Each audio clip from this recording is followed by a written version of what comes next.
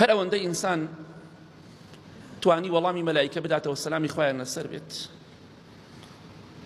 دوای وەڵامدانەوە ترس و غەریبی و خەمباری نامێنێت، کۆتایی پێ دێت. ئەمە یەکەم شەو ڕۆژی ناو قەبرە.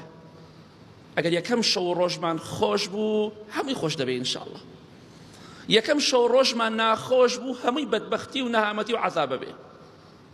بۆیە زۆرێک لە خواناسان گریاون وتیانە بۆچی دەگرین؟ وتیانە بیری یەکەم شەو ڕۆژی ناو قەبر دەکەینەوە، چونکە ئەوە پەیوەستە بە هەموومانەوە.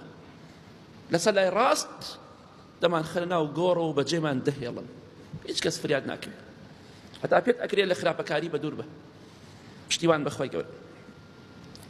پێغەمبەری خۆشەویستمان صلی الله علیه وسلم دەفەرمێت لە حەدیثێکی صحیحە، هەر ئەوەندەی ئینسان جوابی مەلایکەی دایەوە لە هەر سێ پرسیارەکە ناجح بوو بە زمانێکی فەسیح و پارا وتی ئەڵڵا پەروەردگارمە، محەممەد پێغەمبەرمە صلی الله علیه وسلم، ئیسلام دین و بەرنامەی ژیانم بوو. گۆڕەکەی بۆ فراوان دەکرێتەوە ئەوەندەی چاوی بڕ بکات، دڵخۆشە بێ.